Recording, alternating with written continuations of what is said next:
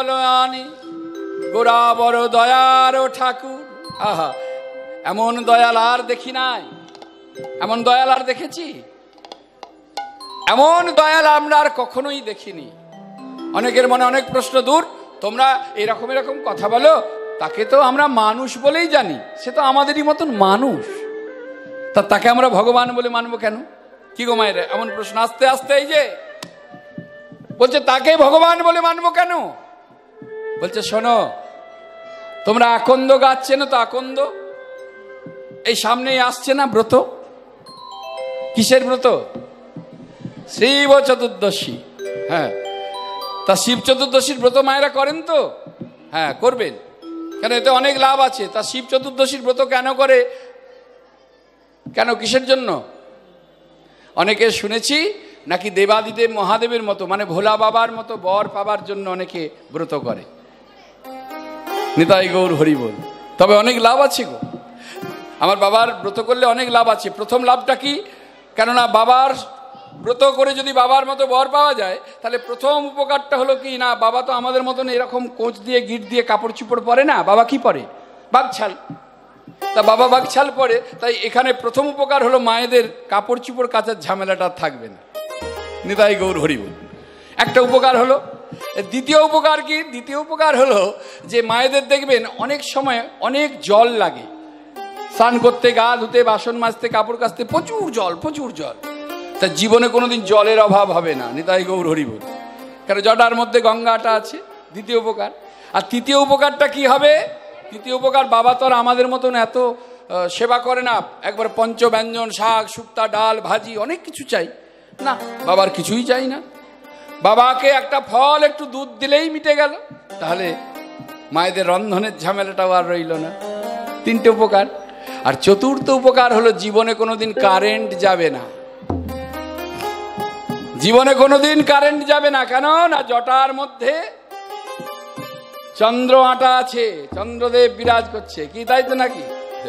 জয় জয় শ্রী রাধে।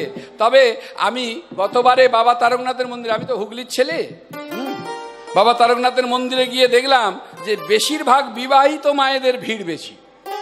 আমি মনে মনে ভাবলাম যে যদি বাবার মতো বরের জন্য উপাসনা হয়, তাহলে মায়েদের তো বিবাহ হয়ে গেছে, তাই এরা কি করতে এসেছে?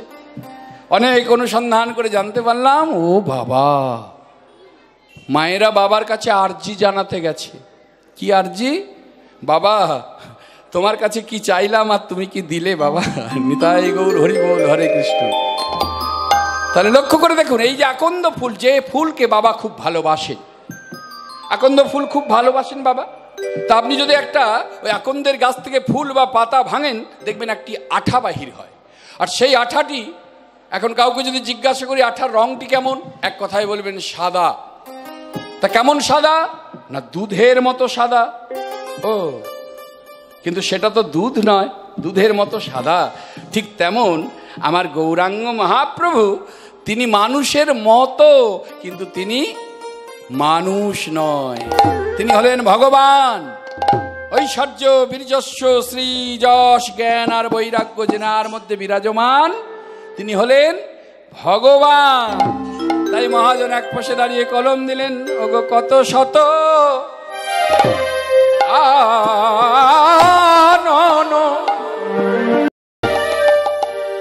কত চতুরান,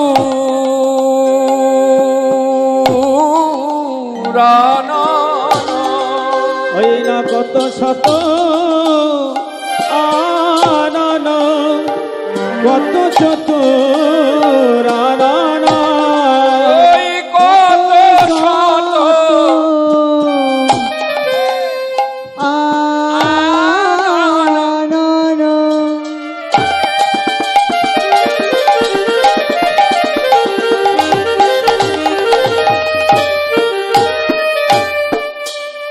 কত চতুরান, ওগো ভাবিয়া ভাবিয়া করো নাহি পায়, ওই না ভাবিয়া ওরে নাহি পায়,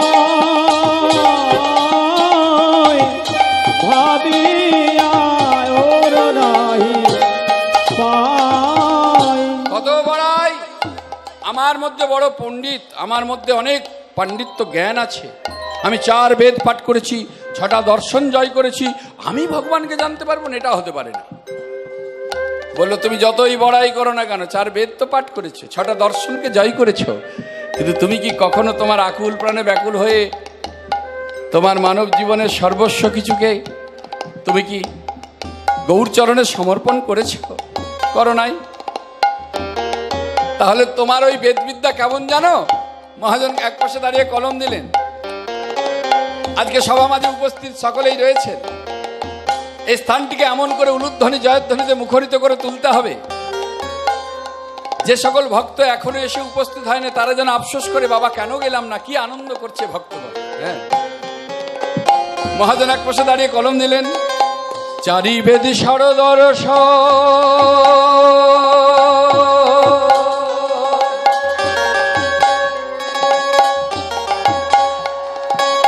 যদি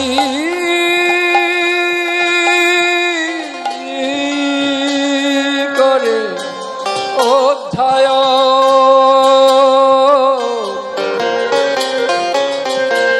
4 বেদ সরদর্শ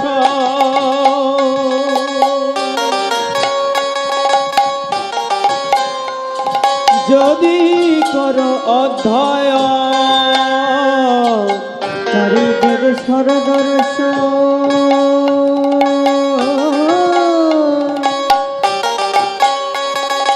যদি কর অধ্যায়।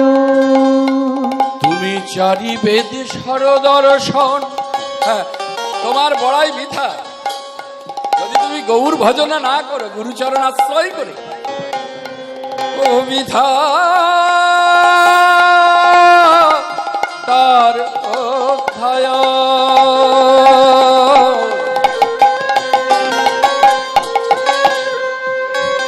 4 বেদ সরদর্শ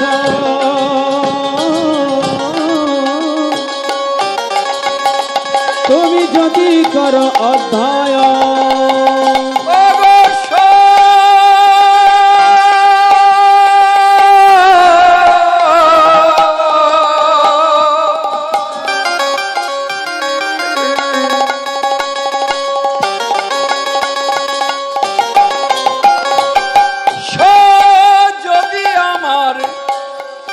আমার গৌর নাহি ভজে,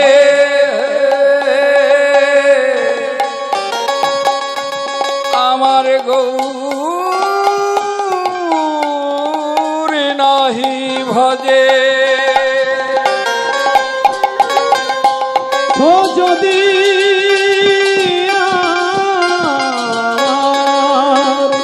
গৌর নাহি ভজে, গৌর নাহি ভজে, গৌর নাহি ভজে, গৌর নাহি ভজে। বৃথা তার অধ্যায়ন লোচন বিহীন জন, লোচন বিহীন জন বৃথা তার অধ্যায়ন, লোচন বিহীন জন বৃথা তার অধ্যায়ন। লোচন, লোচন মানে কি? লোচন মানে নয়ন, আর বিহীন মানে নেই। যে নয়নে দেখতে পায় না তাকে এক কথায় অন্ধ বলে। তাই বললেন লোচন বিহীন জন বৃথা তার অধ্যায়ন, লোচন বিহীন জন বৃথা তার অধ্যায়ন, বিহীন জনে বৃথা তার অধ্যায়ন। দর্পণ কিবা তার কাজে, দর্পণ কিবা তার কাজে, দর্পণ কিবা তার কাজে, দর্পণ কিবা তার কাজে। রাধে রাধে রাধে। তাহলে লক্ষ্য করে দেখুন কথাগুলি কত সুন্দর। এখানে অনেকগুলি দৃষ্টান্ত টানা যায়। আপনারা একটু মন প্রাণ দিয়ে হৃদয়টাকে চঞ্চল না করে স্থির চিত্ত বললেন, তুমি যতই পাণ্ডিত্য তোমার মধ্যে থাক না কেন, তুমি 6টা দর্শন জয় করেছো, 4 বেদ পাঠ করেছো, কিন্তু গৌর চরণে মতি তোমার নেই। আচ্ছা বলুন তো, ঈশ্বর স্বয়ং কৃষ্ণ ভগবান পঞ্চপাণ্ডবের সখা, দ্রৌপদীর সখা, এত কাছে থেকেও মনে সংশয়ের জন্য তাদের বৈকুণ্ঠ গমন হয়নি, স্বর্গে যেতে পারেনি। আর আপনি আমি তো সামান্য জীব, আমরা তো সঙ্গই পেলাম না। নিতাই গৌর হরিব, জানতেই পারলাম না ভগবান তাকে দেখতে কেমন, তার অঙ্গ গন্ধ কেমন। সে কেমন করে কথা বলে, কেমন করে সেবা করে, আমি তো কিছুই জানতে পারলাম না। সবাই বলে এইভাবে দাও, আমি এইভাবে দিলাম। কেউ বলছে যে ভগবানের সেবা করতে গেলে 5টি দ্রব্য লাগে, গন্ধ, পুষ্প, ধূপ, দীপ, নৈবেদ্য। আমার আছে, আমি জোগাড় করলাম। আবার কোনো কাঙাল বললো আমার তো নেই, আমি কি দিয়ে দেব? তাকেও বুঝিয়ে দিল, তুমি যখন দিতে পারবে না, তুমি এক কাজ করো, তুমি একটা ফুল দাও ভগবত চরণে, তুমি একটা ফুল দাও। সে ফুল নিয়ে গেল। আচ্ছা, ফুল দিলেই কি ভগবানের সেবা হয়? বললো হ্যাঁ হবে। কেন হবে না? ফুলের মধ্যে 3টি বস্তু থাকে। ফুল নিজেই ফুল, ফুলের মধ্যে রয়েছে গন্ধ, ওটা চন্দন স্বরূপ কাজে লাগবে। আর ফুলের মধ্যেই রয়েছে মধু, ওটা নৈবেদ্য স্বরূপ কাজে লাগবে। আবার কোনো ভক্ত বলল আচ্ছা, আমি যদি ফুল না দিতে পারি তাহলে কি কৃপা পাবো না? বলো না গো, তোমরা তো কৃপা পেয়েছো। মনে করো আমি পঞ্চপাচারে পুজো করতে পারলাম না, আমি ওই গন্ধ, ধূপ, দীপ, নৈবেদ্য আমি কিছুই দিতে পারলাম না, ফুল দিতে পারলাম না, তাহলে কি আমি কি ঈশ্বরের কৃপা পাবো না? আবার কেউ হয়তো বোঝালো, পাবে গো, পাবে। তুমি যদি 1 গুণ্ডুস গঙ্গার জল আর একটা তুলসী পত্র তুমি তো প্রভুর চরণে নিবেদন করতে পারবে।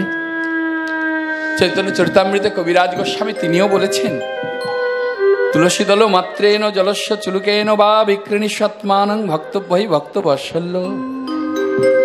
1 গুণ্ডুস গঙ্গার জল আর একটি তুলসী পত্র দিলে পরে গৌরের কৃপা হয়, তিনি তার দাস হয়ে যায়। কিন্তু আমার মতন কাঙাল তখনও বলে উঠল, গো 1 গুণ্ডুস গঙ্গার জল আর তুলসী পত্র দিলে তোমাদের গৌরের কৃপা হবে। কিন্তু আমার মতন যে কাঙাল আছে, যার ওই তুলসী বৃক্ষটা বসানোর মতো জায়গা নেই, যার ওই গঙ্গার জল আনার মতো পাত্র নেই, তাহলে সে কি দেবে? বলল যে পার্থিব জগতের গঙ্গার জল আর তুলসী পত্র দিলে গৌরের কৃপা হবে কিনা আমি জানি না, কিন্তু কেউ যদি তার মন তুলসীতে একটু ভক্তি চন্দন মিশ্রিত করে, কি বললাম, মন তুলসীতে একটু ভক্তি চন্দন মিশ্রিত করে আর নয়ন গঙ্গার বাড়ি যদি আমার প্রভুর চরণে দিতে পারে, প্রভুর কৃপা হবে। তা আমরা তো কিছুই দিতে পারলাম না, তাহলে আমাদের দুর্দশা কি হবে? লক্ষ্য করে দেখুন, সখা কৃষ্ণের সঙ্গ করেও তাদের স্বর্গ লাভ হলো না। ভগবান শ্রীকৃষ্ণচন্দ্রের যখন প্রাণ বিয়োগ হলো জরাব্যাধের হাতে, অর্জুন ছুটতে ছুটতে গেল কৃষ্ণদ্বৈপায়ন বেদব্যাসের কাছে। আমরা অসহায় হয়ে পড়েছি, আমাদের সখা নেই, আমাদের কি করতে হবে আপনি বলুন।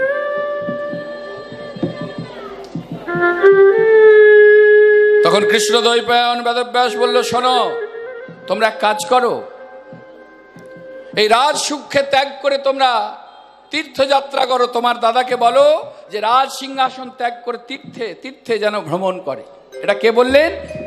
কৃষ্ণদ্বৈপায়ন বেদব্যাস। এই বেদব্যাসের কথা শ্রবণ করে এবার গেলেন অর্জুন দাদার কাছে। দাদা, এই বার্তা দিয়েছেন আমাদের কৃষ্ণদ্বৈপায়ন বেদব্যাস, তা তুমি কি বলো?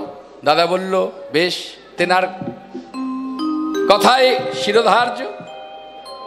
এই বলে রাজ সিংহাসন ত্যাগ করে রাজা পরীক্ষিতকে সিংহাসনে বসিয়ে পঞ্চপাণ্ডব দ্রৌপদী সঙ্গে নিয়ে বেরিয়ে পড়লেন তীর্থভূমিতে। লক্ষ্য করে দেখুন, আমি বলেছি, কথাটি মাথায় রাখবেন, যে ভগবান কৃষ্ণ সখা জানার, সে সঙ্গ করেও বৈকুণ্ঠে তাদের যাওয়া হয় নাই। সারা ভারত ভূমি তীর্থ ভ্রমণ করতে করতে গিয়ে পৌঁছালো কৈলাস পর্বতে।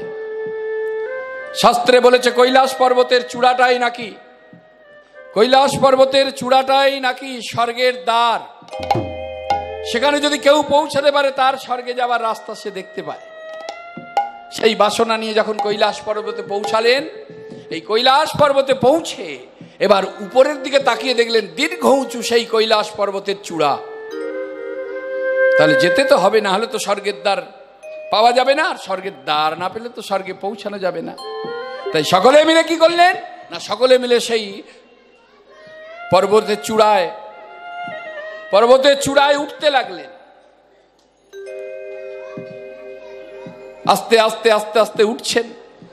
এই উঠতে উঠতে উঠতে উঠতে দীর্ঘ উঁচুতে গিয়ে আর কিছু দূর গেলে পরে স্বর্গের দ্বার তারা পেয়ে যাবে। হঠাৎ করে দেখা গেল যে সেখান থেকে সহদেব নিচে পড়ে যাচ্ছে। সেখান থেকে সহদেব নিচে পড়ে যাচ্ছে। চিৎকার করে উঠল, দাদা আমাকে বাঁচাও, আমি পড়ে যাচ্ছি। কিন্তু বাঁচাতে কেউ পারল না। অর্জুন জিজ্ঞাসা করলেন, দাদা সহদেব পড়ে গেল, ও স্বর্গে পৌঁছাতে পারলো না। বললো, কি করে পৌঁছাবে? বললো, কেন? বললো, ওর মনের মধ্যে অহংকার এসেছিল। কিসের অহংকার? না, ওর অহংকার ছিল জ্ঞানের অহংকার, পাণ্ডিত্যের অহংকার ছিল। তাই স্বর্গের কাছে এসেও স্বর্গে পৌঁছাতে পারলো না, পতন ঘটে গেল। তাহলে এখানে একটা জীবকে শিক্ষা দিয়ে গেল, তোমার মধ্যে অনেক পাণ্ডিত্য থাকতে পারে, তুমি 4 বেদ পাঠ করতে পারো, 6টা দর্শন জয় করতে পারো, কিন্তু পাণ্ডিত্যের অহংকার যেন কোনো সময়ের জন্য তোমার আমার মধ্যে না এসে যায়। নিতাই গৌর হরি বল। একটা দৃষ্টান্ত হলো, পরক্ষণে দেখছে নকুল পড়ে যাচ্ছে। চিৎকার করলো, দাদা দাদা আমি পড়ে যাচ্ছি, আমাকে বাঁচাও বাঁচাও, দাদা আমি পড়ে যাচ্ছি। কেউ বাঁচাতে পারলেন না, নকুল পড়ে যাচ্ছে। অর্জুন জিজ্ঞাসা করলো, দাদা সহদেব না হয় অহংকার হয়েছিল, জ্ঞানের অহংকার, সহদেব পড়ে গেল, অবসান ঘটে গেল সহদেবের, কিন্তু নকুল সে তো আমাদের ছোট ভাই, সে তো আদরের ভাই, তাহলে তার কেন এ দশা হলো? বলল, ওর মধ্যে অহংকার ছিল। কিসের অহংকার? বললো, ওর মধ্যে ছিল রূপের অহংকার, কেননা নকুলকে অপরূপ দেখতে ছিল, আর সেই রূপের অহংকার ছিল নকুলের মধ্যে। তাহলে সভা মাঝে উপস্থিত মহতি হরিবাসর, এ কথাটা শুনে এটুকু নিশ্চয়ই আমাদের জ্ঞান হলো যে ভগবান অনেকে অনেক রকমভাবে গড়েছে। কাউকে বেশি সুন্দর সুন্দরী, কাউকে হয়তো অল্প সুন্দর বা সুন্দরী, কিন্তু আমি সুন্দর বলে আমি যাদের দেখতে ভালো নয় তাদেরকে দেখে আমার ঈর্ষা হবে, বা তাদেরকে দেখে আমার ভালো লাগবে না, আর আমার রূপের বড়াই হবে, এই রূপ নিয়ে আমার অহংকার হবে, তাহলে কিন্তু তার ভজন পথে সেটাই হবে তার বাধা হয়ে দাঁড়ানোর একেবারে এক প্রথম পথ, প্রধান পথ। দেখতে দেখতে এবার দ্রৌপদী পড়ে যাচ্ছে, সঙ্গে সবাই আছে। দ্রৌপদী যখন পড়ে যাচ্ছে তখন বলছে, এ কি দাদা দ্রৌপদী পড়ে যাচ্ছে। চিৎকার করলো, বাঁচান বাঁচান, আমাকে বাঁচান। বাঁচানোর মতো কেউ নেই। অর্জুন আবার জিজ্ঞাসা করলো, দাদা দ্রৌপদী পড়ে গেল কেন? বললো, ওর মধ্যে ছিল বিভাজন। ভালো করে শুনবেন, সভা মাঝে উপস্থিত, কত সুন্দরভাবে দৃষ্টান্ত দিয়ে গেছেন মানব জাতির কল্যাণের জন্য, যে কোনো দিক দিয়েই কিন্তু আমাদের প্রতি পদে পদে বিপদ, সেই পাটা যে ফেলবো খুব সাবধানে ফেলতে হবে। বললো, তাহলে দ্রৌপদী কেন পড়ে গেল? দ্রৌপদী কেন পড়ে গেল? বলছে, দ্রৌপদী পড়ে যাচ্ছে এই কারণে, ওর 5 জন স্বামী। আমরা যুধিষ্ঠির বলছে, তাহলে ওর উচিত ছিল 5টা স্বামীকেই ভালোবাসা সমানভাবে। 5 জন স্বামী, 5 জনকেই সমানভাবে ভালোবাসা, কিন্তু একজনকেই বেশি ভালোবেসেছে, সেটা হলো তুই অর্জুন, সেটা হলো তুই। তাহলে সেই বিভাজনের চিন্তার জন্য আজকে পতন ঘটল দ্রৌপদীর। তাই আমাদের মধ্যেও যেন কোনো সময়ের জন্য বিভাজন না থাকে। ভাইয়ের ঘরে পাখাটা একটু কম চললেও হবে, আমার ঘরে এসি লাগবে। ভাইয়ের ছেলেটা একটু কম সেবা করুক, আমার ছেলেটাকে ভালো করে সেবা দিতে হবে। এই যে বিভাজন, এই যে হিংসা, এই যে বিদ্বেষ, এগুলো আমাদের মধ্যে থাকলে হবে না। তাহলে আমাদেরও কিন্তু অনিবার্য পতন। দেখতে দেখতে এবার অর্জুন পড়ে যাচ্ছে। যখন অর্জুন পড়ে যাচ্ছে তখন ভীম জিজ্ঞাসা করছে যে, দাদা অর্জুন যে পড়ে যাচ্ছে? বললো, পড়বেই। ওর মধ্যে ছিল আরো বেশি অহংকার, যে আমার মতন যোদ্ধা, আমার মতো ধনুর্ধর আর এই জগৎ সংসারে কেউ নেই। কিন্তু অর্জুনের থেকেও বড় ধনুর্ধর ছিল কর্ণ, যে দাতা কর্ণের কথা আমরা জানি। তার থেকেও আরো বড় যোদ্ধা ছিল, আরো বড় ধনুর্ধর ছিল। ইতিহাসের খাতায় গুরু দক্ষিণা দিয়ে ইতিহাসের খাতায় এখনো নাম রয়ে গিয়েছে, তিনি হলেন একলব্য। আপনারা জানেন, লক্ষ্য করে দেখুন, আস্তে আস্তে, হরে কৃষ্ণ, বসুন বসুন। একলব্যকে যখন দ্রোণাচার্য গিয়ে বলল, তুমি, আমি তো তোমায় শিক্ষা দিইনি, তুমি আমাকে মনে প্রাণে ভালোবেসে গুরুর আসনে বসিয়ে তুমি শিক্ষা গ্রহণ করেছো, তা বেশ, তুমি যখন আমাকে গুরু হিসেবে মেনেই নিয়েছো, তা আমাকে দক্ষিণা দাও। কি দক্ষিণা চান বলুন? লক্ষ্য করে দেখুন, দ্রোণাচার্য জেনেছিলেন যদি একলব্যকে আমি যদি এই বীরত্ব থেকে তাকে না থামিয়ে দিই, তাহলে অর্জুনকে আমি বড় করতে পারবো না। তাই কি চেয়ে নিয়েছিলেন? দক্ষিণ হস্তের বৃদ্ধ অঙ্গুলি। এখন আমাকে আপনাকে যদি কোনো গুরুদেব এসে বলে, বাবা তোর ডান হাতটা কেটে আমাকে দিয়ে দে দক্ষিণা হিসেবে, আমাদের মনে কত প্রশ্ন থাকবে, কত প্রশ্ন। কেন বাবা? এই হাত না থাকলে আমি কি করে কর্ম করব, কি করে সেবা করব, কি করে এই বা কি করব, আমার বৃথা হয়ে যাবে জীবন। তাই আপনি অন্য কিছু চান? একই চাওয়া আপনার, আপনি আমার হাত চাইছেন, নানান প্রশ্ন করব। কিন্তু প্রকৃত শিষ্যরূপে গুরু দক্ষিণা চাইল কোনো প্রশ্ন না করে, অধবদনে নয়নের জল ফেলতে ফেলতে ছড়ি দিয়ে দক্ষিণ হস্তের বৃদ্ধ অঙ্গুলিটি কেটে গুরুর চরণে নিবেদন করল। এমন গুরু দক্ষিণা দিতে কোনদিন কাউকে কি দেখা গেছে? ইতিহাসের খাতায় নাম রইল গুরুর প্রতি কত ভক্তি। কিন্তু অর্জুন তো তা জানলো না। অর্জুন জানলো যে আমি বীর শ্রেষ্ঠ অর্জুন, আমার মতো ধনুর্ধর আর কেউ নেই। এই অহংকারের জন্য অর্জুনের পতন হলো।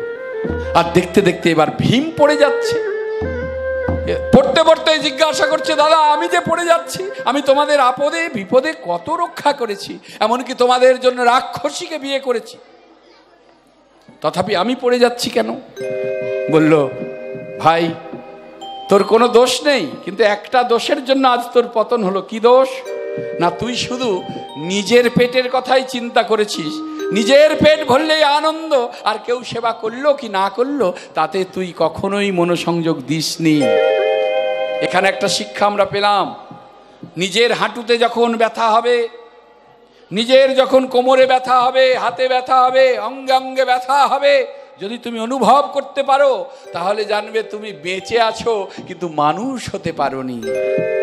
মানে নিজের ব্যথাটাকে যদি তুমি অনুভব করতে পারো তাহলে জানবে যে তুমি বেঁচে আছো, কিন্তু মানুষ হতে পারোনি।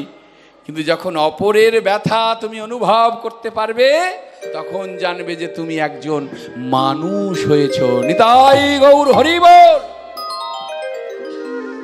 অপরের ব্যথা যখন অনুভব করতে পারবে তখন জানবে তুমি সত্যিকারের মানুষ হয়েছো।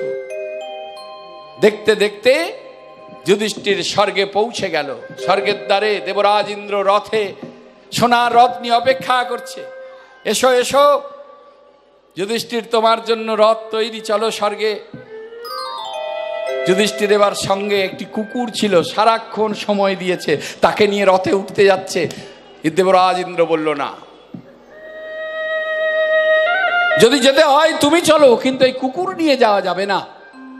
যখন এই কথা বলেছে তখন যুধিষ্ঠির বলল, যে আমার সঙ্গে সারা সময় সঙ্গ দিল আর তাকে রেখে দিয়ে আমি তো যেতে পারবো না। যদি যেতে হয় আমরা দুইজনেই যাব, আর যদি না যেতে হয়, ওকে যদি না নিয়ে যেতে পারি তাহলে আমিও যাব না। সেখানেও দেবরাজ ইন্দ্র বললেন, বাহ, তোমার নীতিবাচক, তোমার ধর্ম সত্যি অনির্বচনীয়, মুখে বলে শেষ করা যাবে না। সঙ্গে সঙ্গে সেই কুকুরটি রূপ ধারণ করলেন। তিনি কে ছিলেন? তিনি ছিলেন ধর্মের দেবতা।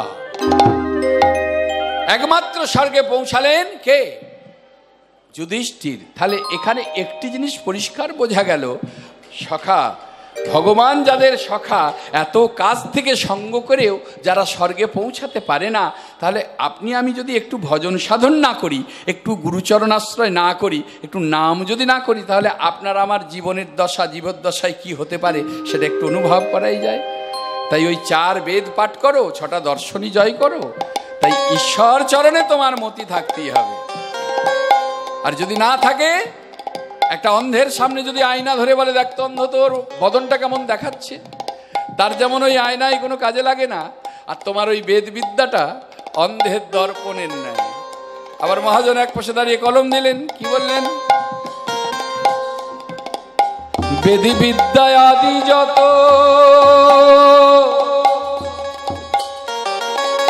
কিছু নাহি জানত, বেদ বিদ্যা আদি যত কিছু নাহি জানত বেদি বিদ্যায় আদি যত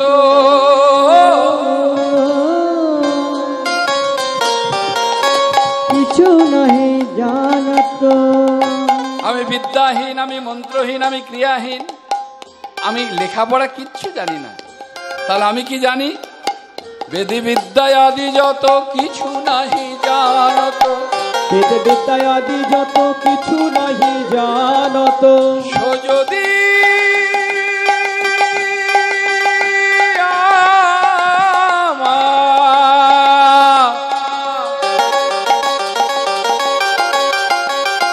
আমার গৌর চরণ করে ধ্বনি করবেন, তাই আমার গৌর চরণ করে গৌর চরণ করে আহা নয়ন আনন্দেতে ভানে সেই সে সকলই জানে। আনন্দেতে ভানে সেই সে সকলই জানে। নয়ন আনন্দেতে ভানে সেই সে সকলই জানে। সর্বসিদ্ধি করো তলে তা,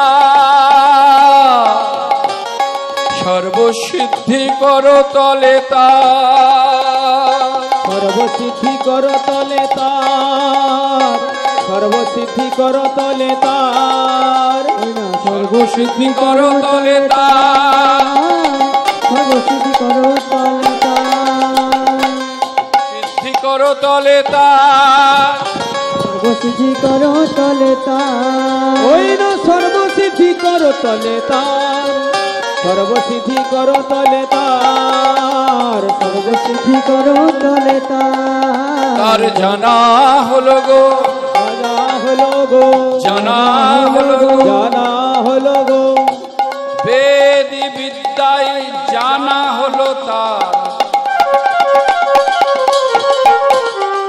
গৌর জানলে জানা হলো গো, বেদ বিদ্যায় জানা হলো গৌর জানলে তাই জানা হলো গো, গৌর জানিলে জানা হলো গো, গৌর জানলে জানা হলো গো, জানা হলো গো, জানা হলো গো, জানা হলো গো, জানা হলো গো, জানা হলো গো।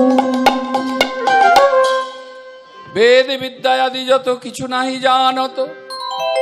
সো যদি আমার গৌর চরণ করে নয়ন আনন্দেতে ভানে সেই সে সকলই জানে। সর্বসিদ্ধি করো তলে তার, কর তলে তার গো, ও সর্বসিদ্ধি কর তলে তার গো, ও সর্বসিদ্ধি কর তলে তার গো, ও সর্বসিদ্ধি তলে তার গো, ও সর্বসিদ্ধি কর তলে তার গো, ও সর্বসিদ্ধি কর তলে তার গো। ঠিক ঝাউতে ঝাউতে রেখাটা রেখাটা ঝাউতে ঝাউতে ঝাউতে রেখাটা ঠিক ঝাউতে ঝাউতে রেখাটা তাকতি দিখাতে নিতা ধি ধি ধি ধি থো থো থো থো কেটা দেখেন না কেটা নিক তাকতে কেটা ঝাউতে ঝাউতে যা ঠিক ঝাউতে ঝাউতে রেখাটা ঠিক ঝাউতে ঝাউতে রেখাটা রেখাটা ঝাউতে ঝাউতে ঝাউতে রেখাটা রেখাটা তাকতি দিখাতে নিতা ধি ধি ধি থো থো থো থো কেটা দেখেন না কেটা নিক তাকতে রেখাটা ঝাউতে ঝাউতে যা। ও সর্বসিদ্ধি কর তলে তার গো, খেটা রাইয়া খেটা রাখিতা খেদিনিতা খেদিনিতা থো থো থো থো দিগি দিগি দিগি দিগি ধি ধি ধি তোমরা জিনি নাও তাও তাও তাও তাও তাও কেটা কেটা কেটা কেটা কেটা সর্বসিদ্ধি করতলে সর্বসিদ্ধি করতলে সর্বসিদ্ধি সিদ্ধে করতলে তার গো, সর্বসিদ্ধি করতলে তার গো, সর্বসিদ্ধি করতলে তার গো, সর্বসিদ্ধি করতলে তার গো, সর্বসিদ্ধি করতলে তার গো, ও ও